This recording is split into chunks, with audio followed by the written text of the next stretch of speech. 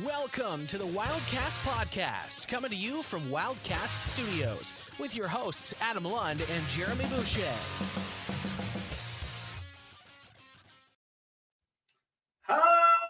Welcome into Wildcast Studios for another episode of the Wildcast podcast, your unofficial voice for all things Moncton Wildcats, presented by Alpha's Appliance Solutions, the premier destination for appliance storage solutions in Moncton.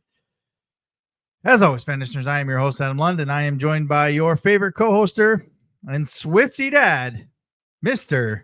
Jeremy Boucher. Buddy, how are you? Welcome back after a nice little long weekend break. How was Avery's first day of school? It seemed to go pretty well. She was one of a few select grade 4s asked to do the leadership program with the kindergartners. So she got to kind of show them around the school and do a bunch of stuff like that. So she seems to enjoy it, and she's coming home tired from school every day. So she's going to bed early. So it's good. Back to school is going really well so far for us. It's a good start. Now, you did say she had some trepidation about not wanting to go, but that's all gone and everything's. Yeah. Is it the same school with you where you guys moved to? Yeah. She was kind of afraid of the puberty conversations that will occur in grade 4, but it hasn't come up yet in conversations since last Tuesday, so I don't think we've reached that point yet. That's not a fun point to get to. She's not looking forward to it. How are you looking forward to it?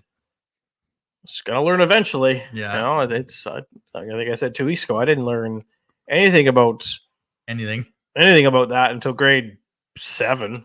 Yeah, so I was telling Layla about that, how Avery was like having that trepidation, and she was like, she kind of looked at me like, "Oh, really?" And I'm like, "I don't remember learning it until like grade 7." And she's like, "What?" And I'm like, "No, I can't, I honestly cannot." Now I'm old, and that's a long time ago. But yeah, I don't remember that. Either way, it's going back a ways, but no, I don't remember anything about puberty or sex ed or whatever until grade 7. Yeah, I was in middle school before anything like that even started. So and that was pre-internet, so you actually had to learn from the teachers, not everything that's out there. You had a bit of a shout out you had left. Yeah, a couple weeks ago, it's going back to the YQM festival. So on the Saturday, I had my run in with Brent DeBourne, our biggest fan. Yeah, that's right, and his mom, and God love him. He snuck some beer in his backpack. What? So he ain't paying $10 for no beer. So him and I had a beer together, compliments of the DeBournes, and didn't have to pay for it. So I told him I'd give him a shout out on the show, and I just totally forgot about it 2 weeks ago. So yeah, Brent, this one's for you. So this is your shout out, and the rumors are already swirling about next year's event. Well, we're gonna keep preaching for Nickelback, and I know the promoter there, Sam Bourgeois. I'm not sure if he's listening in or not, but it'd be a nice whether it's YQM or just another separate show that you can get to Moncton. It would be nice to have the Nickelback boys come do a show for us. And there's I'd like to pretend that I have pull to make that happen. Yeah. Well, you're the one. Well, I mean, I do know the sound guy and their former drummer, so I can see what I can do. There you go. You gotta. It's gonna be the Wildcast podcast music festival. Yeah. I think if we did that, I think our music festivals would be awfully different. Yeah, it'd be something. The insurance would be more than. I think you'd have to do like a country night or your type of music night. I'd have to do a different night, and then we'd have to really put our heads together to find a third night. We can make it happen. There's lots of talent. Maybe that's what we'll do next week. Is we'll put our YQM, our YQM podcast festival. Music festival lineup together. Yeah. Yeah, no, rumors. I'm not going to spoil anything because I don't want them to shoot the messenger. Is my wife correct? We talked about it 2 weeks ago. The postman. No, No. there's not the postman. That's not part of the rumors. The postman's not in it. The two rumors, the two hints that I'll give you. So 2 of the 3 headliners seem to be confirmed already. One of them performed in Moncton within the past 5 years, and the other headlined one of the nights in Cavendish within the past 3 years.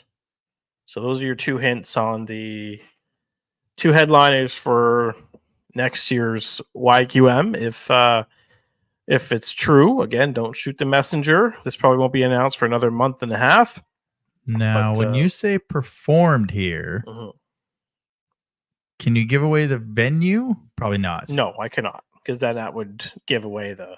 I have one guess that would fit in there, because the other guess that I'm thinking is already played there. So my one guess would be male or female. Female would be Miss Underwood. Incorrect. Oh, incorrect? All right. As I was like, can you give away the venue? And then if you'd have been like UDM Stadium, I'd be like, well, that narrows it down. Yeah, the fact that it's incorrect to her probably gives it away, but we'll have to see. We'll have to wait and see for. I mean, I would pay. Like I wouldn't. I haven't paid for that yet, but I think I would pay for that if Carrie Underwood was playing. Oh yeah, me too. Carrie Underpants. Bring Papa Roach with you and sing "Leave a Light On." So good, Such a good song. Like that song in itself is a good song, but when when you sent me that, you're like, listen to this one. I'm like, yeah, man, I've been listening to that for weeks. And then the Forgotten Friday bangers. That's if you want a good TikTok, go find Forgotten Friday bangers. It's all the songs from the early 2000s that we are loving, and that basically we forget about until you hear them and you're like, oh, yep. It's just, yeah. Well, I hope it's better than what was announced for the Super Bowl. Yeah, I might know 2 Kendrick Lamar songs. Kendrick Lamar will. So that technically means Tampa is out because they only get to the Super Bowl when Canadian acts show up. Oh, is that it? Okay. Well, in 2002 it was Shania, right? And then in 2020 it was The Weeknd. Oh, so technically, we're out. Well, Kendrick Lamar has a beef with a Canadian. That'll work. All right. Actually, I got one friend and she's way into rap more than me, as you can tell. Straight up gangster. Yeah, straight up gangster over here. And she is so pumped for what he's gonna put out. And she's like, it's gonna be like 21 minutes of just bashing Drake, and I am here for it. And I'm like, why don't they get along?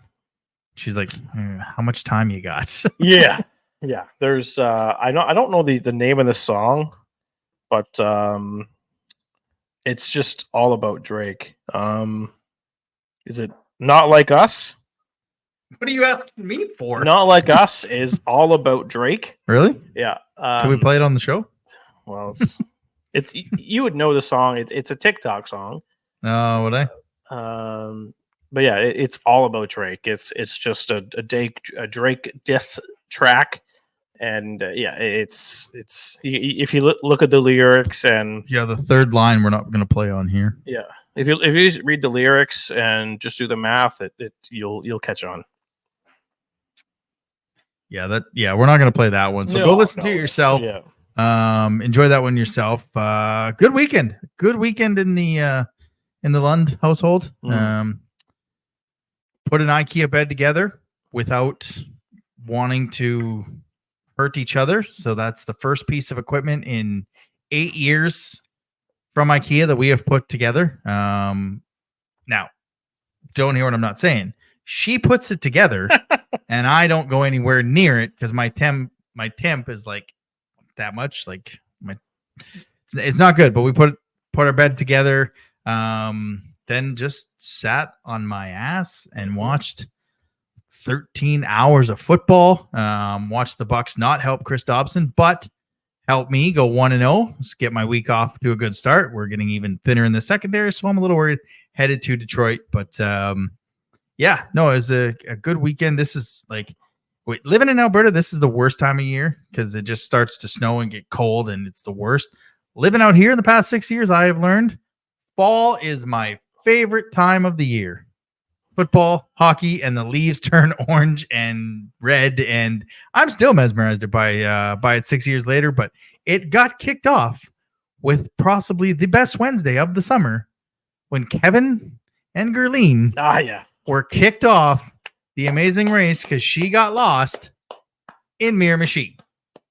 Like we don't usually yell, but when they got eliminated, and it was tense because Mike and the friends, they took the 2-hour penalty. Yeah, the baseball boys. They took the 2-hour penalty. That's not what I call them, but they took the 2-hour penalty, and I'm like, I don't know. Which to me, I was thinking maybe or not.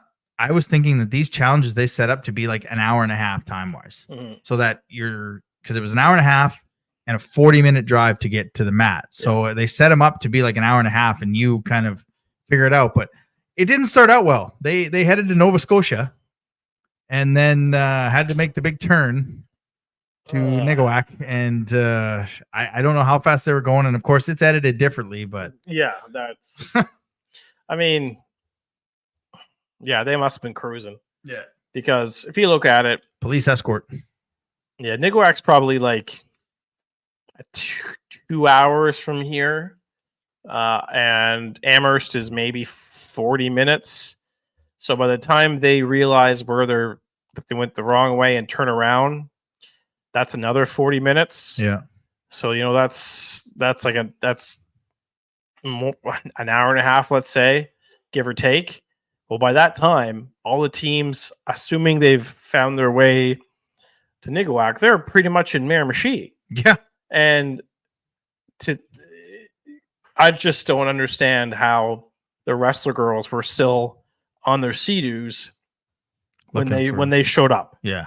It's unless they were looking for the wrong thing and they just kept going back and forth and they were looking underneath. The magic of editing will never, really know. We'll never know because the magic of editing, but friend of the show, Patty, was Patty Quinn. Patty Quinn, yeah, was on the mat with John Montgomery. So good. You said that before I actually watched it, and so every roadblock and everything, I'm like waiting for him to be like, and Patty Quinn will give you your next clue. That's his pain for him. I'm like, I thought you said, he's at the very end. But I think this is the first time as well that we both have somebody in the final. Yeah, it's gonna be intense. It's weird because usually there's only 3 teams. It's going to be outside. It's not going to be intense. Oh, good one. Usually there's only 3 teams in the finale. Yeah. And they've got 4 this year. So I'm wondering if there's like an elimination during the leg. That's the only thing I can think of because it's unless they change it up. Yeah. I feel like I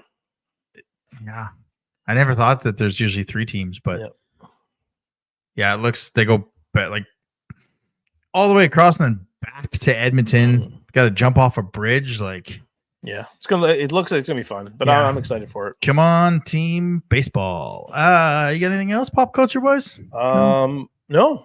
Let's start talking hockey. All right, let's start talking hockey. Don't forget, you can follow us on all the social medias: Twitter, Moncton Wildcast, Instagram, Wildcast Podcast, TikTok, Wildcast Podcast, and as well right here on YouTube. Now that the season is getting going, make sure you smash that hit the thumbs up, smash that subscribe button, and click the little bell so you don't miss anything this season with our podcast post games. Let's get to some news and the notes from around the league. News and notes from around the queue. Still got eardrums? Still here. I tested that. You heard me test that. I did. And it was not that loud. Oh yeah. You didn't see that, but that was a little bit loud through here. We had to pull out our earphones there.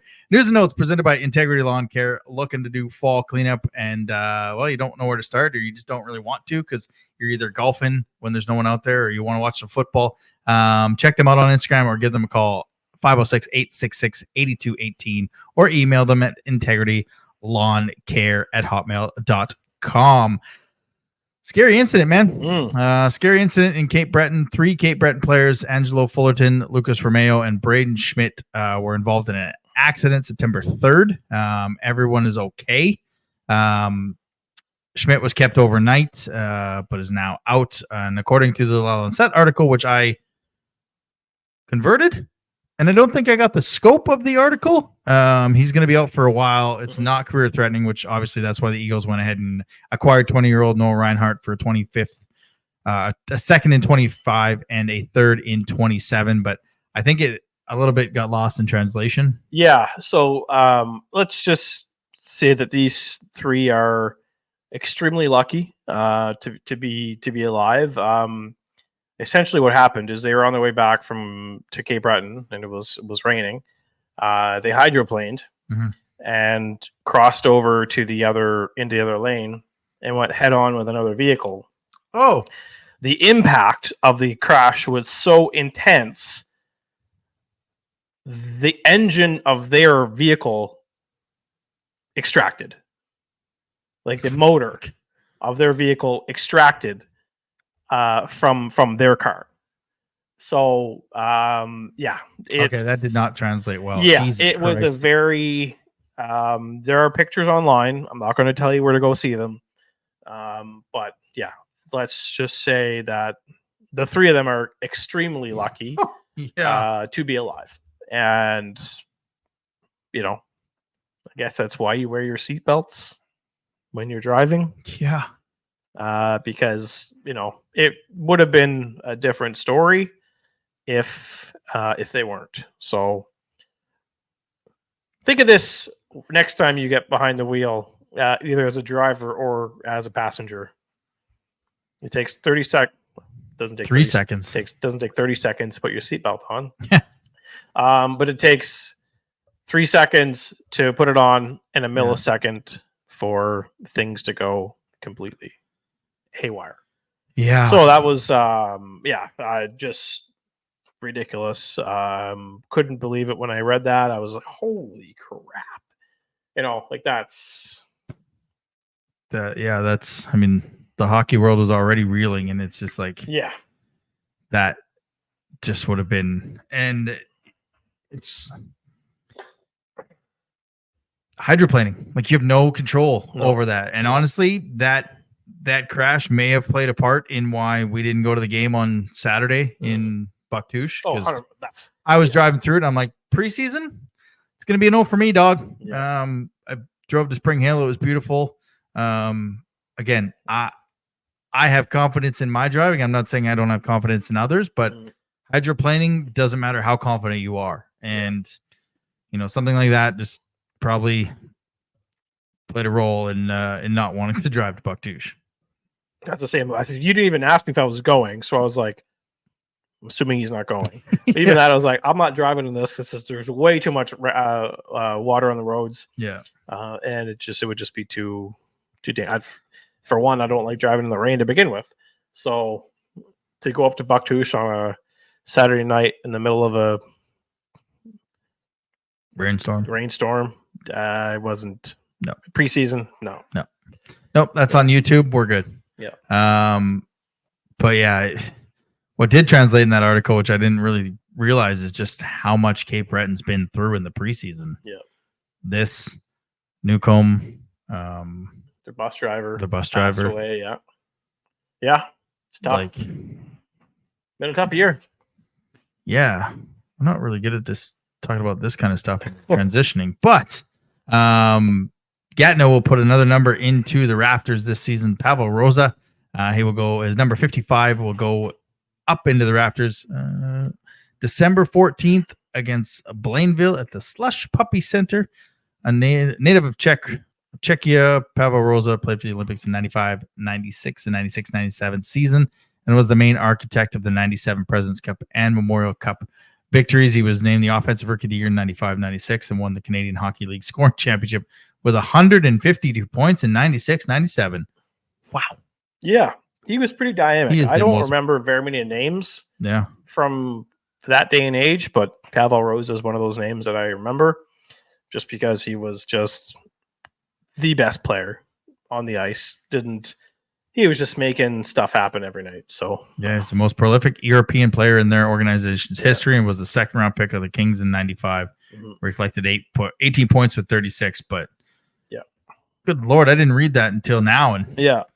that's pretty good. Well, some players' games don't transition from major junior to the pros, but he was an extremely dangerous player. Yeah. 8 Wildcats head to training camp, which I believe they're gone now by the time you hear this. Loki Johansson, Marcus Vidicek, Keegan Warren are off to Boston. Etsy Moran to Calgary. The Predators are hosting Dylan McKinnon. Sumpf is off to San Jose as part of the Sharks camp.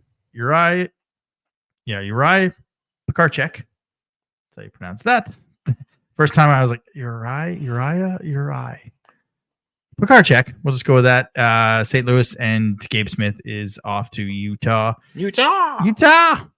And I mean, it's not really news here yet.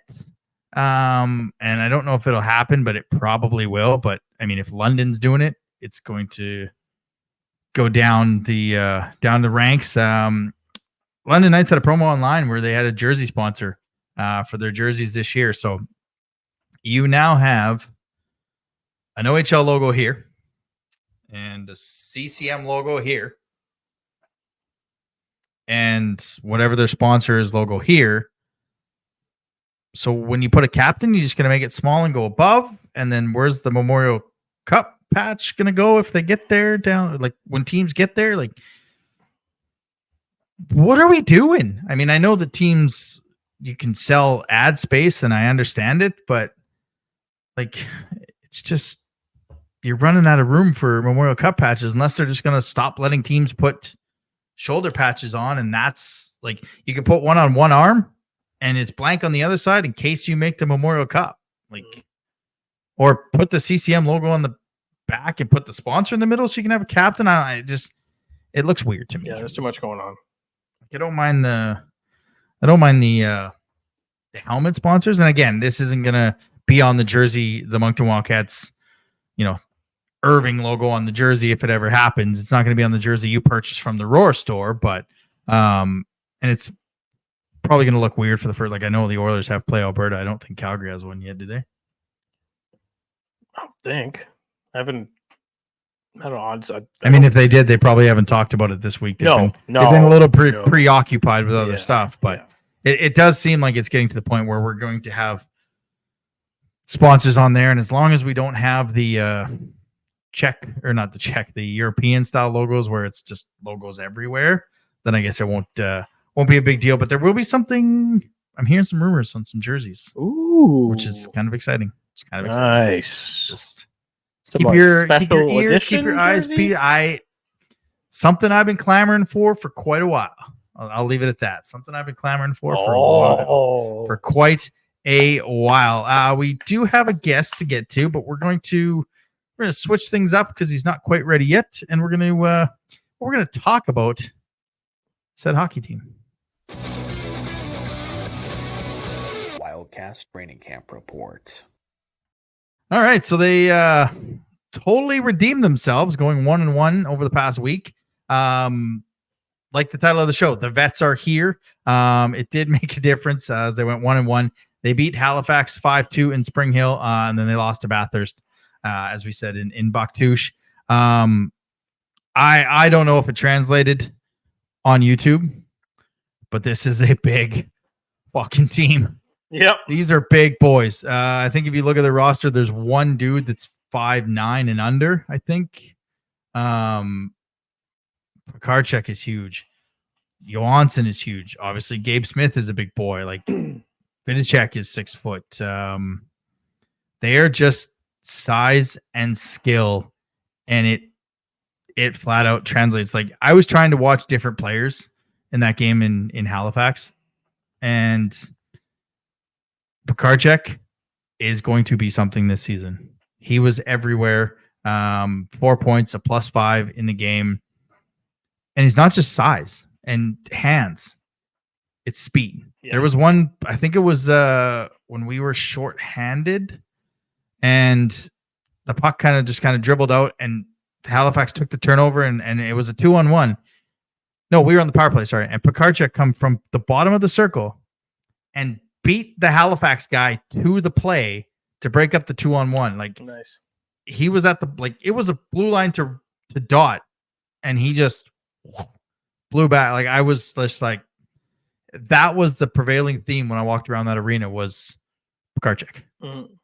Yeah, and as you would have seen or watched on YouTube, that's especially the Saturday game against Bathurst. He's going to be a target for the opposing teams, and being an older player, an NHL signed player, he needs to learn to live with it and play with that, and just make sure he doesn't get himself in any trouble. He has to know that he's going to have players eyeing him every game, every time he steps on the ice, and he just needs to stay disciplined. And I think if he does, I think he has what it takes to be one of the best players in the league this year. And that's saying a lot, for considering who's going to be on this team this season and the others around the league who could have big years.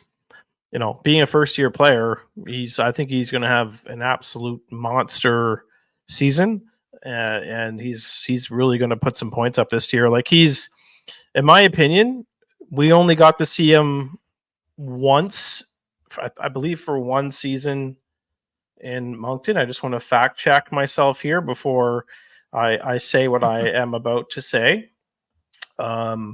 It's internet. It's not it's not always the fastest, especially when it's Rogers, right? Oh my God, it's never the greatest. No, and it just hit me yesterday that now you're not there, we don't have to stay with them. That's right, because they suck. Yeah, correct. Dmitry Yaskin, who played only one season in Moncton, a fellow Czech, because is he Czech? Yaskin is Czech, yeah. Oh, Pekarchik? Yeah. So Yaskin, in his only season with Moncton, 46 goals and 53 assists for 99 points. Sorry, he's Slovakia. From Slovakia. Okay. Yeah. So Yaskin had 99 points in his only season with Moncton, 46 goals, 53 assists. That's not too bad. That's pretty good. That's pretty good, yeah. On that team, he was playing with very good players, obviously. If you look at that team, he was probably he was the top scorer, and he was playing with the Saunier twins. So it was the Saunier twins and Yaskin. And if you look like Burrows and the Sundins just being in the right spot at the right time, and they find you. Yeah. So you're looking at, he's probably going to be playing with Vidicek and Mercier. Maybe Mercier. Yeah. Who's due for a monster year. Yeah. Given all the, let's just say he's been a very patient player. He's earned his opportunity to play with big name players like that who have the potential of, allowing him to get to that next step that he deserves in his career. And I mean, looking back at that, Yaskin had 46 goals, Alain Saunier had 27, and Alex Saunier had 28. So Yaskin carried that line. Yeah. Right. But the Sauniers are always there picking up the assists. Right. So I think that's going to be kind of like your Sauniers are going to be your Vidicek and your Mercier, assuming that's who he's playing with. Right. And Vidicek was 45 and 43 last year. Yeah. So. I asked you before we come on here, like our fourth line is going to be massive. Yeah. And I don't see, I think it's Schlender and Chance that are going to be rotating in and out of the lineup because, I mean, that team, yes, Halifax is a young team. Yep. It is what it is. But even without Denoyer and Loshing and Gabe Smith in that first game, that roster that we put out there was a roster that could compete for a championship. Yeah. And that was without Dylan McKinnon as well. So, when you're putting, I think the toughest part about the coaching staff this year is putting the lines together. And last year, and the year before when lines went into a blender 6 weeks after they should have, the lines didn't make sense when they went into it. Yep. Now it's plug and play, and there's skill all over the top 9. Like I haven't looked at all the rosters, and there's a player on Rimouski that was a bit of a surprise on their preseason list with a number by his name that could make them a little bit better. But I don't know if there's a better top 9. It is going to Right be now. Yeah. I mean, on paper, it's probably, I would say, the best top 9 in the league. Drew Bear will have something to say about that. And he's not wrong. They're a good team. No, they're a very good team. They look very good. The top 9 here is the best in the league.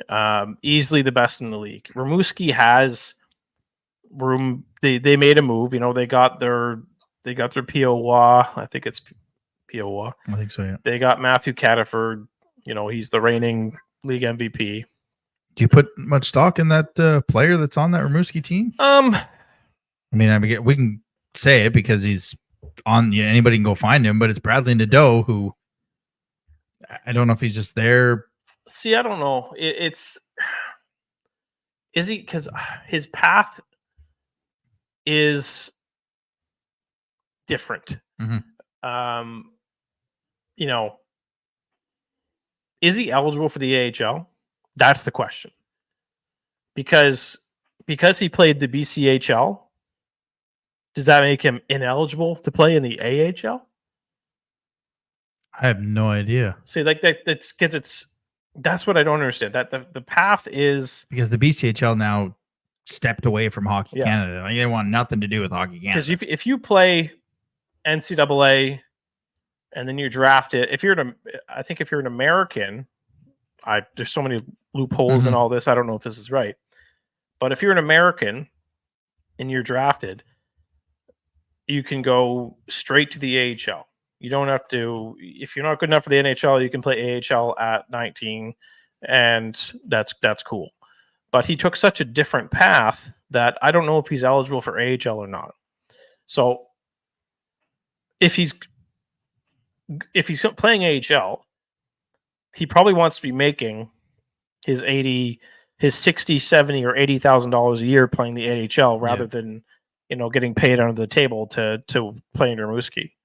So I think that's kind of the only thing I don't understand. If he shows up, it wouldn't surprise me, because in that case, you're getting a top player for nothing. Yeah.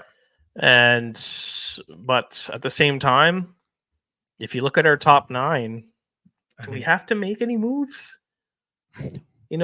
That's you're obviously that 2 weeks ago is they've made their moves now, and they're going to play together instead of. You're going to tinker. Yeah. Right? Like, because there could be injuries where, X player is out for X amount of time. Yeah. And you want to be able to, case in point, Braden Schmidt with Cape Breton making the move for Noah Reinhart. Cape Breton just didn't want to get off to a bad start at the season because it's tough. They know these teams are going to be better as the season progresses, and it's going to be tough to catch up in the second half. Tougher to catch up in the second half compared to last year. So you're looking at this roster now, and you're almost thinking, where can we improve? And that top 9 is the best in the league. I don't know. I don't follow the OHL. I don't follow the WHL, so I can't tell you where it compares CHL wide. But I would put that top 9 up against any other team in the league. Yeah, and it's the best. And I'm kind of trying to look at. Bacomo's going to be pretty good. Rimouski's not bad, but it's just trying to put a lineup together. Yeah, it's almost an embarrassment of riches on what the McDougals were able to bring in, as well as what the previous regime drafted and developed. Because this was the plan. This was the plan to host the Memorial Cup, and if politics aside, this is a roster that can host a Memorial Cup. This isn't like Rimouski's got some work to do at Christmas. Yes, Bradley Nadeau helps their top 6, but the player that's kind of out there the top forward that's kind of out there. Ethan Gauthier. Does he have to go? If you're Drummondville and you're looking at the other side and you want to make a second run at this in the Western Conference, who's going to stop you? Shawinigan right now probably looks like kind of between Shawinigan and Blainville and Drummondville, probably the three teams in the Western Conference that could, look at maybe being conference champions. Other than that, but if exactly, and like the Western Division, is it Western Division? Western Conference. No, but the division. Is it West Division? That what it's called?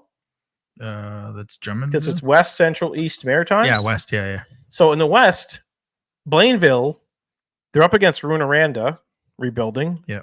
They're up against Val-d'Or, rebuilding. I shouldn't say Val-d'Or could be a sleeper team. And Gatineau, still young. So Blainville's easily going to win that division. Yeah. And then in the Central, Drummondville, Shawinigan, Sherbrooke, Victoriaville. Yeah. Victoriaville is rebuilding. Mm-hmm. Sherbrooke is in year 2. No, wait, they're rebuilding. So whatever. And if you're Drummondville, like, why are you not? Yeah. Now, if they look at the Eastern Conference and they look at what's coming out of that conference in Moncton, Rimouski, Baie-Comeau, Bathurst is going to be much better. Cape Breton, Chicoutimi, they're working to get to the Final Four. Mm-hmm. I mean, Drummondville as defending champions, I don't see a world of Christmas where they don't buy. Yeah, like, there's some turnover there, and we don't know what their draft picks are. We don't know what their cupboards are like. Mm-hmm. If they can go the Halifax route, yeah. where should they move Gauthier and Mercer and Woodworth and some players to recoup? Probably. But when you look at the conference, it's a 2-horse race between Drummondville and Shawinigan. Blainville, I guess, probably a 3-team race, as opposed to 6 in the Eastern Conference, where any of these teams that are loading up are done in round 2. So I don't even know if Drummondville makes a move, like makes the big rebuilding moves. Drummondville has the cupboards. They have 2 seconds, 2 thirds for 2025. They've got 2 seconds, a third in 2026, first, second, third, and 2 thirds in 2027. So they've got the picks to make the moves.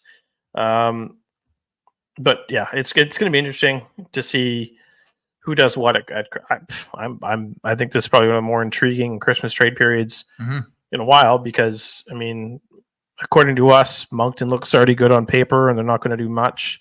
Maybe tinker, but for all we know, they could go out there and get Ethan Gauthier and bump Desnoyers down to the third line.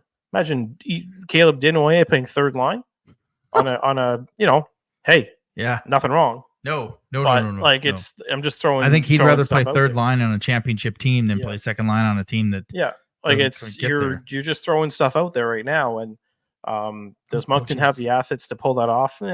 Probably not. Imagine a top line of Karchek, Vidicek, Gauthier, yeah. And then your second line, Desnoyers, Loshing, Mercier. We're missing somebody, aren't we? Third line is Lounsbury, Smith, Collard. We're missing somebody. Sumph is there. Sumph is your fourth line center. Yeah. Like, Sumph is your fourth line center. Yeah, like that's wild. And that's just adding Gauthier. Even if they don't, you still are looking at, well, here's your line combinations that could work. And and look, we got the loss out of the way. Let's just be frank. Yeah. We're not going undefeated. We're not going 64-0. No. It was never going to happen. Well, we're not going 66-0. Yeah. Let's see what the regular season. But look, they're gonna be without 8 players and 8 significant players. Mm-hmm. So if teams are gonna, catch up on us, this would be the time. But the other takeaway I had is there were not a lot of flybys in that hockey game. It just stops and starts and stops and starts. Yeah. And it's 45 seconds to a minute. And I wasn't really looking for schemes that we talked about from last year, like the one game we went to see Gardner, but they're in shape. Yeah. And it stops and starts. It's none of this flyby, and it's get on the ice, do what you need to do, get off. Do your job. Yeah. No, it's I'm excited to get the season started. I was going through the that Moncton Wildcats fan club thing on Facebook. Yeah. I think it used to be the Booster Club or something Yeah, like that. yeah. I think a lot of us can speak to this post. Excited about this season and the potential with new management team in place. This is for real, folks. That's from Don Kennedy. But of course, here at the Wildcast podcast, we like to respect our elders. So that is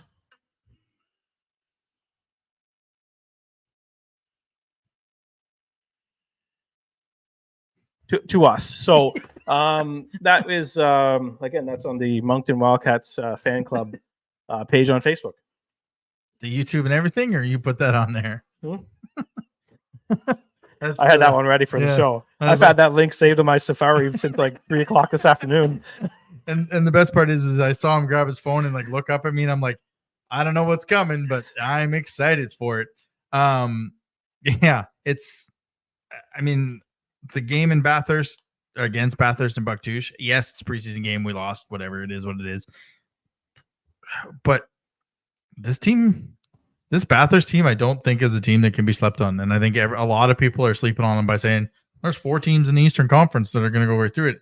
And I don't think that I think they're the team that's going to be buying at Christmas to get a little bit better, to do even more damage. Yeah, they have that appeal of don't granted. Play them in the playoffs. Yeah, don't take them for granted. It's I don't want to play Bathurst in the first round, let alone the second round.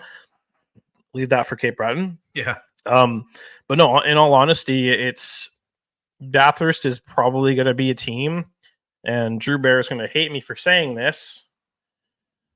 They might be close to Cape Breton, standings wise, and they might be closer to Moncton than people think. So it's a team to really, really keep an eye on. We're going to give our standings at the end of the preseason, which next week. I don't think this is much of a runaway and 2 teams are trailing behind as it is. I think this is a deal. Like Cape Breton's losing 5 guys too to camps. I'm not sure how many Bathurst is losing, but I think this is going to be Bathurst is 0. Nobody's going to camps. 0. So they're gonna be able to jump on some teams. But yeah, I think it's gonna be a 3-team race till at least March. Like and even still, it might even go a little bit farther than that. Just trying to look at something. Because we don't play Bathurst until Saturday. Our home opener. Yeah. So we play them 5 times in a month. We hopefully have some of our NHL guys back for that one, but there's going to be guys that get longer stints in the NHL camps. Like Pekarchik, I don't have him back till October. Morin. Really hope they made that deal with the assumption that he's coming back. Oh, yeah, imagine he'll be here. There's he's going to make the team because we're rebuilding. Crap. No, there's no way. What are you looking up at? Well, remember last week or 2 weeks ago when I was saying how this decor resembled the 2020 decor? Yeah. Today when I was driving to work or driving home, I was like, feels like our record is a lot like it would. Like just trying to connect the dots on the Erie of 2020. And our record was 3-4 in the preseason. I thought it was like 2 and something. So, but again, we got blown out in the first one, lost the second one, lost the third one. So there's some eerie similarities and blah, blah, blah. But I think, like you said, it's going to be an interesting month. And like Mr. Kennedy was saying, if you don't have your season tickets, other than cost, I don't know what you're waiting for. Like flex tickets, season tickets. It's going to be exciting, and it's the possibilities of what we could tinker with at Christmas are going to be very enticing for the next 2.5-3 months, and not just for us, but for the whole division, because it gets crazy when the queue is in, when the Memorial Cup's in the queue. Yeah. There's something special about the trade period. Anytime it's in our league, and like it's.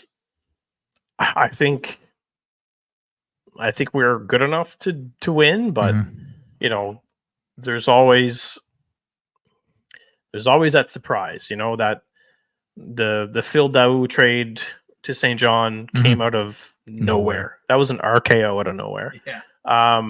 So there's going to be trades that come out of nowhere that surprise people that probably will make this team better. Whether it's a so-and-so playing for Jimmy John Smith University is having a bad first semester and he's getting bad grades and is being threatened to kicked out of the university. Oh, would you be interested in coming to play in Moncton? It's we saw that happen with St. John and Charlie Coyle, right? So there's many. Hey, Cole Eiserman, are you struggling in Minnesota? Yeah, but you have bad grades and struggling in the Big Ten. Would you like to come to Moncton, New Brunswick? See, it's just crazy. When you say that, as I was scrolling down, his name popped up, and I was like, "Are you struggling in Minnesota?" It sounds like an infomercial. What was that name of that college that's on the infomercials like late at night? It's one of those online universities like Phoenix University. Yeah. Yeah. Are you struggling with your online hockey course? Are you interested in playing major junior hockey in Canada? Well, the Moncton Wildcats have an opportunity for you. Yeah, absolutely. Yeah, and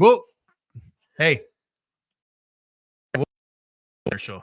Put us anywhere. We will act like that. We will make that infomercial for any of those kids struggling in their U courses. Do you want to be part of the Moncton Wildcats?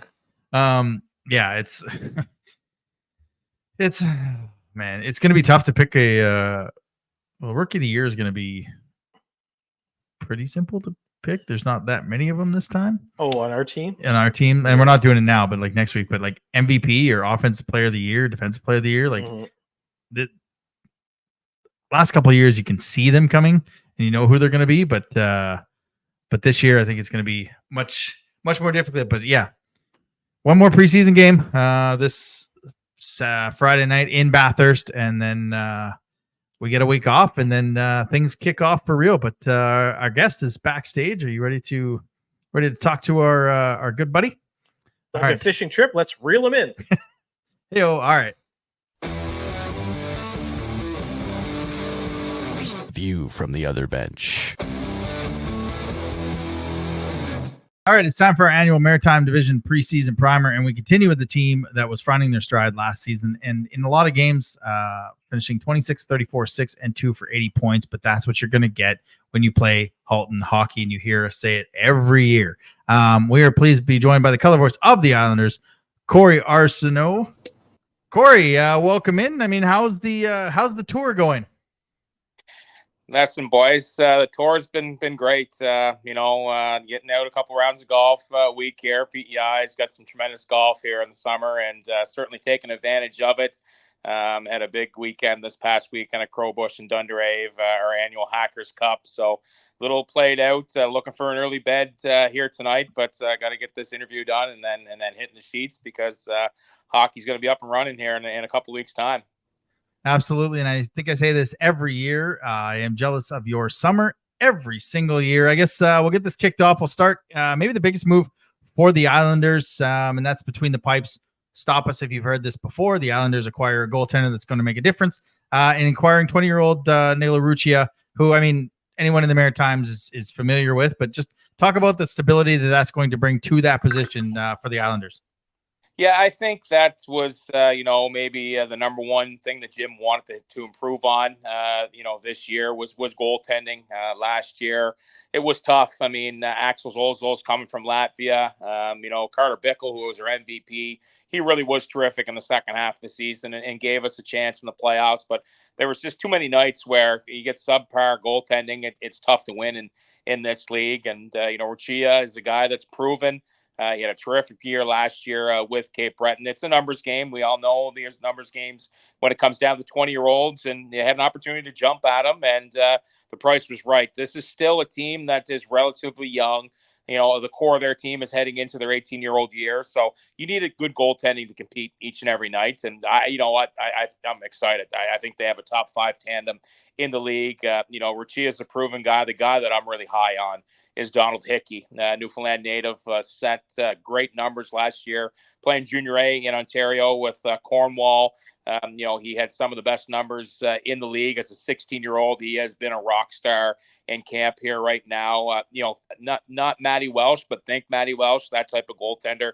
Not overly big, puck very well. He's a gym rat, so that's the type of goaltender we're looking for here in the future. So that tandem right now for the Islanders is certainly the strong point. And when you acquire a 20-year-old former first-round pick in Ricci, who's got MVP caliber game to him, and then to kind of mentor along Hickey, we're going to hopefully win some tight hockey games here this winter. Looking back at last season and looking ahead to this season, there's some obvious turnover in Charlottetown with the loss of Michael Horth and Cole Huckins and Giovanni Morneau. Who's kind of stepping up in Charlottetown this year to fill the boots and put the puck in the net? Well, that's the $1 million question here right now. I think if there's a question mark surrounding this team, it's goal scoring. Michael Horth led the league in power play goals last year. 30-plus goal scorer. You just don't replace that. Cole Huckins quietly had a real good year. He had got off to such a tough, slow start, but picked it up on the end. And Giovanni Morneau, ever since it came in, was basically a point-per-game player, right? So, those 3 guys have graduated. They were terrific players, terrific leaders for this team last year. And that void has to be filled by someone. Igor Guryanov, 20-year-old Russian who's come in from Victoriaville, has probably been the most talented forward in camp, just plays the game the right way. He's got a pro style, asks the right questions, is a leader already. Simon Hughes, is our only 20-plus goal returning goal scorer. We're counting on guys like Alexei Michaud to have a breakout year. Ross Campbell, Matthew Butler, those guys. Will Shields is the guy that scored everywhere he's played. This 18-year-old year, we know you have to have patience with them, but the second half of your 18-year-old year usually kind of shows you what type of major junior player you're going to be. So those 4 guys, along with Marcus Kiersey on the back end, that's our core. That's the core of our team. There's going to be a lot of weight on those guys' shoulders. They're going to be playing top 6 minutes. They're going to see top power play time. They're going to see opposition's top pairing and top forwards. And you got to find a way to fight through here. And, for the Islanders right now, that's why they got the goaltending. Their defense is still relatively young as well. They knew they needed goaltending to be in games. They went out and addressed that. It's going to be, get the systems down. Jim wants to work on defensive first, be on the right side of the puck. And for the Islanders right now, it's a work in progress. But certainly many fans, would be asking that question, who's going to score? Because this team hasn't scored very much the last couple of years. They're going to be competitive. They're going to battle. They always do with Jim Holton. But at the end of the day, you got to score goals to win hockey games. And right now, you look up and down that lineup, there isn't a bona fide goal scorer. That's someone that you can tap on the shoulder and say, go get me one. But that's part of junior hockey and the progress, right? Does Shields, Michaud, Campbell, does one of those guys step up and have a breakout year? We'll wait and see.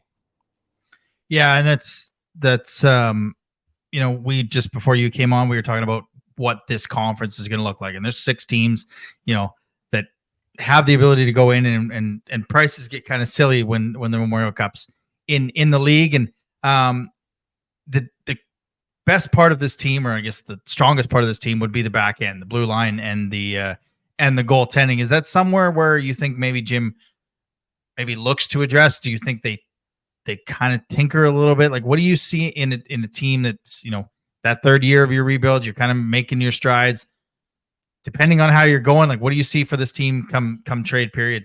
Yeah, that's a little way out there, but we haven't won a playoff game in 2.5 years, right? So that's wearing right now. It wears on Jim. Jim took this team 4 to 5 years to the semifinals, something that hasn't happened in a long time. It never happened in Charlottetown, right? So that team, the teams prior were right there, and the last 2 years have been tough. Getting spanked in the first round by the Quebec Ramparts, getting spanked in the first round by the Baie-Comeau Drakkar. That's no fun. It's no fun at all. And for the kids that have been there, Marcus Kiersey, this is a year to make some progress. If next year is going to be our go for it year or the year after, you got to start someplace, right? So that's going to be the $1 million question. I mean, this division is stacked. Your first round opponent right off the hop, you got Moncton, Cape Breton, Rimouski, Baie-Comeau, Chicoutimi. You're playing one of those 5 teams in the first round. I'm sorry, you're playing one of those 5 teams. Do you have enough to beat them? You know what I mean? Right off the hop. One of those teams is going home right off the hop. So, good luck. It's going to be murderer's row on this side. Everybody's going to be loading up, and that's what makes things interesting. I'd be interested to see, all of a sudden for the first time in a long time, we have a first round pick. We have our own first round pick this year. Yep. We're gotten through that kind of slop where we traded picks off for the runs that we made to the finals. Now all of a sudden we have a first round pick, and those are valuable. Those are valuable, but the commitment to the rebuild is here. It's a matter of, this, but at the same time, this team is ready to take the next step. What is the next step? Is it going all in? I don't think so. Is it tinkering potentially? Is it listening? We have some probably attractive 19-year-old bottom 6 guys that could really help push a team maybe. And, we're not going to have any top 6 guys, and, a price for Kiersey. Why would you trade him? Maybe 20-year-old goaltender market heats up. If Russo's market is through the roof, maybe Ruchia's having a great season. I don't see us buying and going all in. Things could change. Not going all in for sure. Crazy. But tinkering. The big thing is we haven't won in 2 years here, playoff game, right? And not that the fan base is getting restless because you understand what a rebuild is. It's nice to win when it comes to postseason, right? You at least be competitive. And that's I think what the main goal would be here without losing. This year it's not about this year. It's about trying to get back next year or the year after, right? So you got to make the proper moves to set yourself up for success. Yeah. Just cross over. Just cross to play chess while the other ones are playing checkers. Have Holton cross over and go through the Western Conference. Yeah. Well, that's what, it may be an easier route to go through. Exactly. Yeah. I never actually thought of that. But let St. John go through Motors Row and you guys go through the other conference. You might be onto something. Looking back at the import draft, it's pretty safe to say, Jim swung for the fences with Luka Radivojevic, who didn't decided not to come to the island, but Nikita Voyaga did, a Russian defenseman. What have you seen in light from him so far in camp? Well, that's an interesting situation. Let's get back to Radivojevic, who Jim coached his father in Belleville. Yeah.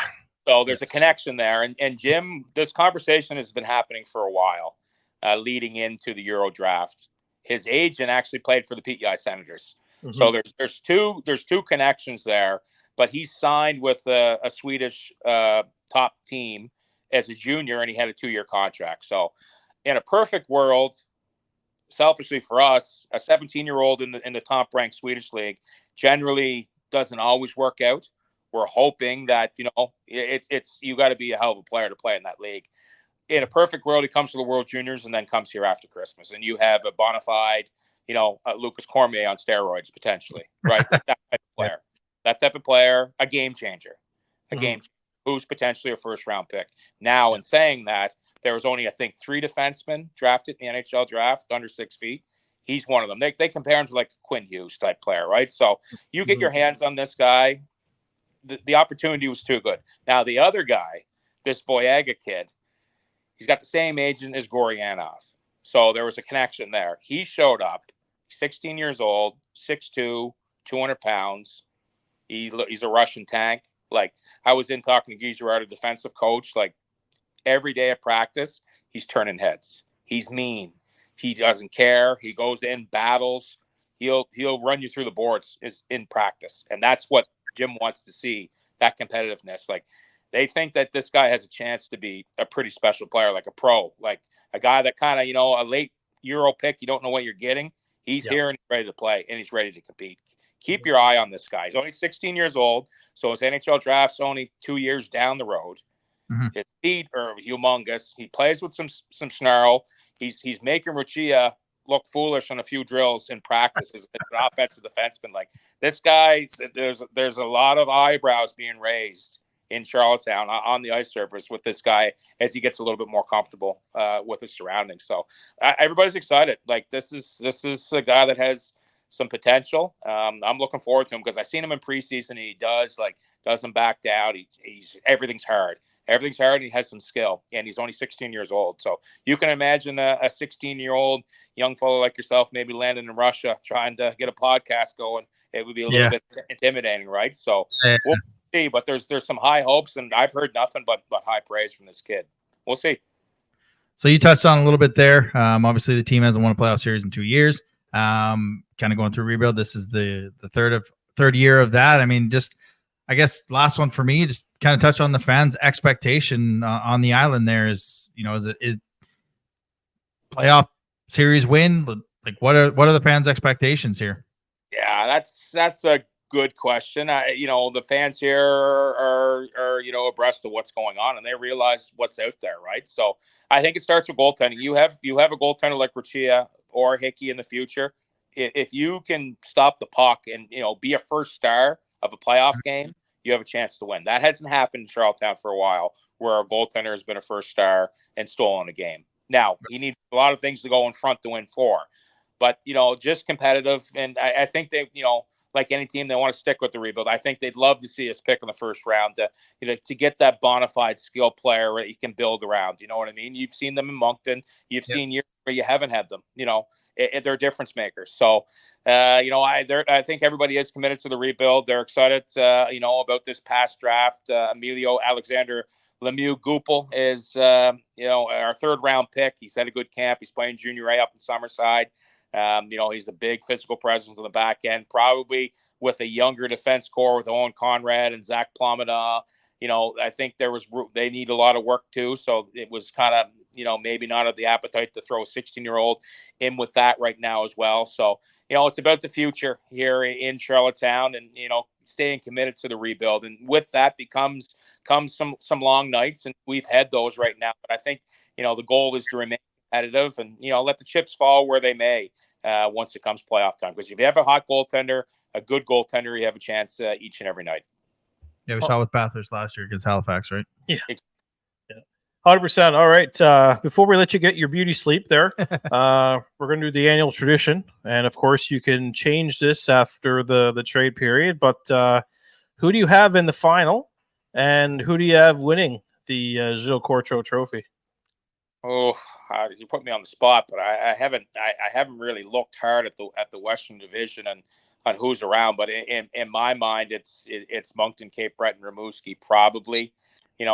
Is Steinman going to be the guy that's going to get Moncton over the top? That they're going to be pushing Gardner and Taylor in. You talk about playoff success. There hasn't been a whole lot of it in the Avenir Center either, right? And now could be the time. Now feels like is the time in Moncton.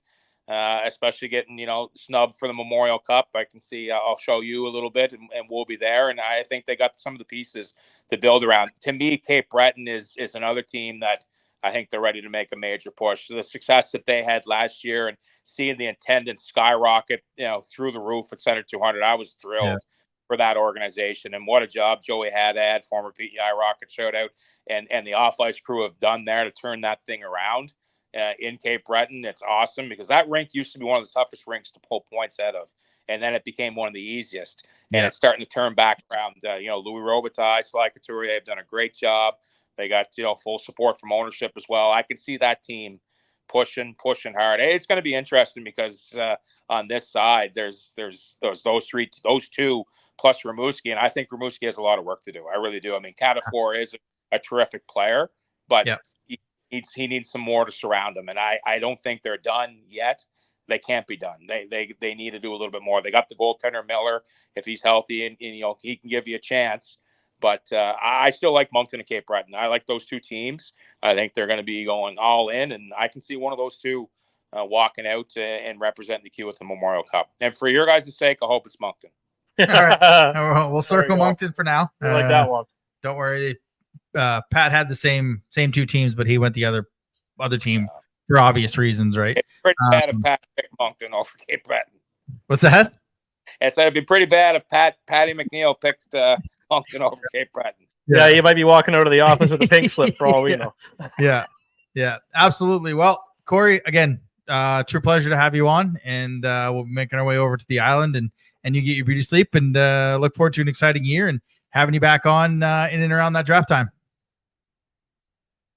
All right, guys. Congratulations on what you do. It's a big step up here at the studio. I haven't been in the studio and backstage and all this too, but you guys are loyal fans, and the league doesn't happen without its loyal fans, and you guys certainly are two of the biggest. And congratulations on your success, and you can have my time anytime. Appreciate that, man. Have a good night. Cheers.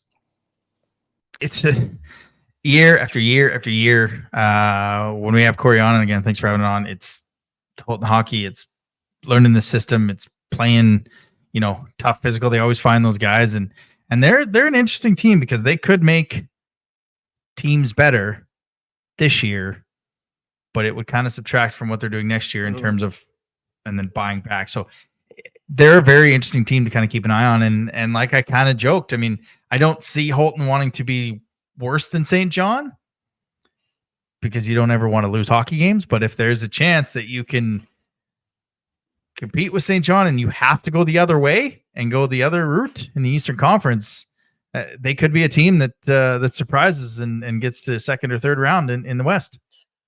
Are you saying that you think Halifax will be above those two teams? Possibly. Okay.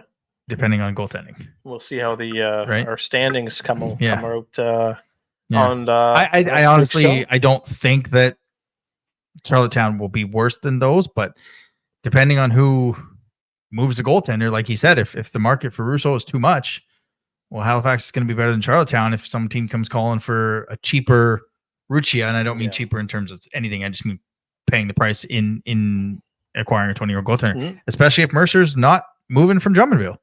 No, I think Mercer's kind of the. I think a couple of weeks ago we started talking about Saint Hilaire and Sherbrooke, only to find out that he's not there. He's not there, and he's nowhere to be found so far this season. So it remains to be seen where he's going. So I mean, the 20-year-old goalie market is going to be an interesting one to follow because you got Ruccia, you got Russo, you've got Steinman, you've got Mercer. I'm sure there's another one I'm missing here. It's Chiarlo. There's St. John could pull a Lemieux again, where they traded for a 20-year-old and then moved him at the deadline. Yeah, it's an interesting market. I know Blainville's going to want to, they've got a chance to win, the West, so they'll probably hang on to Chiarlo. That's where he is, right? Blainville, yeah. So I don't think they'll make a move, but if things falter in Cape Breton, I think Molota is easily upgradable. But then you have to look at, okay, well, which 20-year-old forward are you then going to take out of your lineup? Is it going to be Jacob Newcomb? No, because he's heart and soul. Yeah. Is it Olivier Hood? Well, no, he's probably one of your top six forwards. Is it Reinhardt? Is it going to be Braden Schmidt? It's going to be. That's another thing that's going to be interesting to follow is the 20-year-old goalie situation. Yeah, and it's like when we get into our standings, what it looks like now, goalie hot seat, goalie roulette. I mean, it could look completely different, and who knows? But again, it's always good to talk to Cory, and got to get over there again. It's a good time. Yeah, when's a good time? Is there any? When's a good time? Not the middle of winter. No, but you know what I mean, like before the snow falls. You know what? When you look at the Wildcats schedule, it's a weird schedule. I was looking at that. I have to agree. It's a very weird schedule. They're road trips through Quebec. Mm-hmm.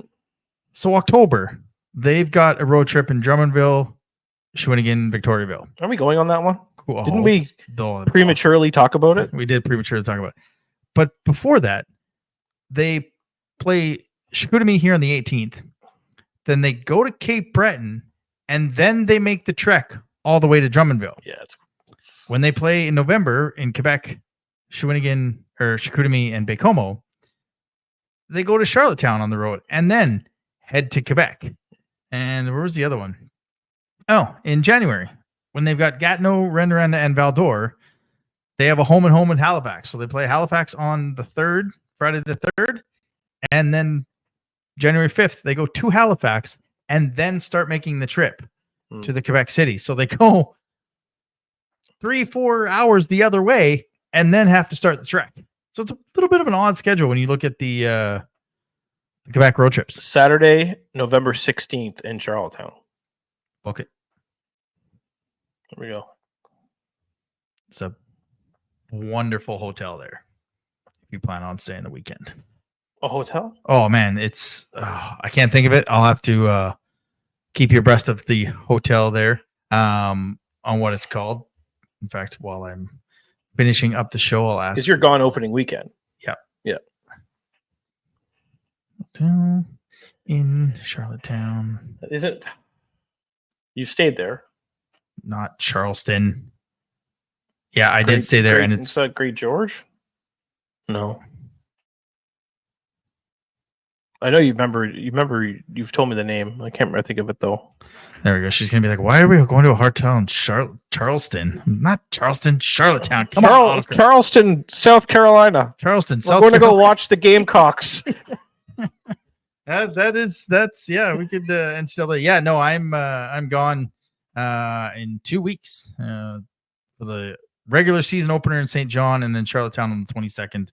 I'm gone, but I'm back for the home opener against Bathurst and the first game against Halifax. But yeah, that's kind of it for us, unless my wife tells me what the hotel is. But yeah, so again, thanks to Cory Arsenault, the color voice of the Islanders, for joining us this week to kind of talk about the Sydney Boutique Inn. The Sydney Boutique Inn. So it used to be like a nunnery, like a hospital nunnery type thing. So up on the top couple floors, there's condos to rent.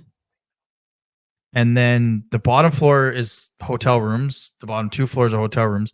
There's a breakfast underneath where people that live there cook for you.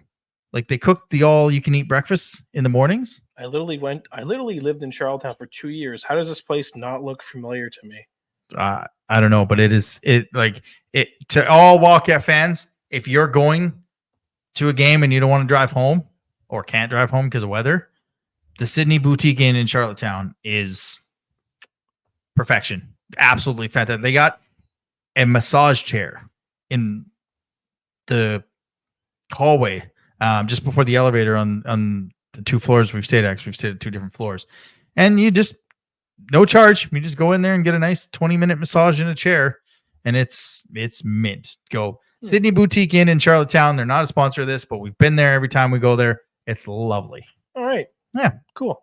All right. We are 10 days away from the start of the QMJHL season.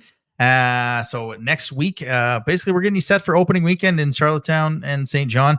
Next week, as we make our debut on Rogers, we think we will have Jamie Tozer from Station Nation and Johnny Rocket from Bathurst as well. The Wildcats end the preseason this Friday, and they've got the Cats Cup that gets going on Saturday, September 14th. Now, I don't think they have the 18-plus division yet. No, they don't. I'm going to fight for that. But the 5, 6, 7, 8 divisions are now full. There's still a few spots for ages 9, 10, 11, and 12. And again, that goes September 14th. And following ball hockey, there'll be free community barbecue, Wildcats autograph, bouncy castles, French fry truck, and live music at the Centre Avenir Centre. Single game tickets also went on sale. They're on sale at on Ticketmaster. And don't forget, as always, you can hear us on the Go Home Show with Brock Wednesdays, updating you on what is happening for the Wildcats on the week previous and setting you up for the week ahead. And don't forget, we're still hoping for Rogers TV. I still think it's a go, and we're still hoping for that, which will premiere next week or in 2 weeks, September 16th. Yeah, that's next week. These days, man. I'm just getting ready for the next part of the ending of the show. But yeah, September 16th, our debut on Rogers TV. We will have Jamie Tozer and Johnny Bathurst joining us. So if you've seen the 2 Gatorades here, they are purple Gatorades. They are Johnny Gaudreau Gatorades. He loved this purple Gatorade, and sadly him and his brother were taken from us 10 days ago. And I know, Jeremy, you're a massive Flames fan in the hockey world. We want to give our thoughts and prayers to the Gaudreau family, and we haven't had a show since, but I know you can kind of speak to, I guess, just sum up your thoughts. But for me, he gave us a Battle of Alberta. Yeah. And he scored not the best goal that a goal scorer will want to score, but hey, he found a way to put the puck in the net in Game 7 against Dallas, which I went back and watched like the highlights when I was watching the Barn Burner podcast, and they showed that highlight. I didn't realize they had 61 shots on Dallas that night. Yeah, they peppered. It like was, they were Ottinger. What's Jake Ottinger? Yeah, they peppered him. Yeah, I didn't realize he had 61 shots, but as a non-Flames fan, that's what I'll always remember from Johnny Gaudreau, is the fact that Game 7 goal that sent that building and that outdoor into a tizzy gave us a Battle of Alberta. Yeah. So yeah, that's my memory of that guy that will be sorely missed in the hockey world. Yeah, I mean, pretty good guy. I had the chance to meet him when we were down in LA, and really? Oh yeah, shook his hand. Oh, I didn't know that. Yeah. When they were hanging out outside the Kings practice facility in El Segundo, and just happened to go watch it and shook his hand, shook Sean Monahan's hand, and all those guys, and just 2-minute conversation, nicest guy you could ever talk to. I don't even know where to go with this. It's just it's been 10 days and I'm still can't get over it. I have one Funko Pop doll, and it's Johnny Gaudreau. It's always been on I have this Calgary Flames nightstand, I guess, table. It's got like a little round carpet with the Flames logo and then fake legs. It's got like skates on it and hockey pants and hockey socks, and it's got the Flames logo, and I've got my Johnny Gaudreau Funko Pop doll sitting on the nightstand, and it's always been there. The crazy part is the morning I found out about it, the Funko Pop was on the floor. Yep. Don't know what happened during the night for it to fall off. It has always been there. It had never moved. And that morning I woke up, it was on the floor. 20 minutes later, I opened my phone and Chris Dobson's messaging us to say, I really hope this story about Johnny Gaudreau isn't true. Yep. And it's creeped me out ever since. It's creeped me out ever since. That's all I can say. Yeah, it's something you never want to see, and you're hoping it was wrong as it was being reported. And I know a lot of people, they want to break that trade, they want to break that news. Yep. But when Friedman's and Cervelli's and those guys aren't. It was Columbus at first. Yeah. They were staying away because they knew that it wasn't good. So hopefully, and I saw this online, and I'm sorry, I can't remember who said it on Twitter. Is one of the For You page. You just get a bunch of stuff. The 13th home game for the Calgary Flames this year is against Columbus. Fuck off. And are you serious? That's serious. Oh my god. The 13th home game, and when you look at the home schedule, is Columbus and Calgary. So I think you put 13 up in the rafters, forever aflame. Nobody wears it. So, yeah. But yeah, this purple Gatorade. Cheers to the Gaudreaus. You will be missed. Thanks for listening to another episode of the Wildcast podcast. Follow us on social media at Moncton Wildcast.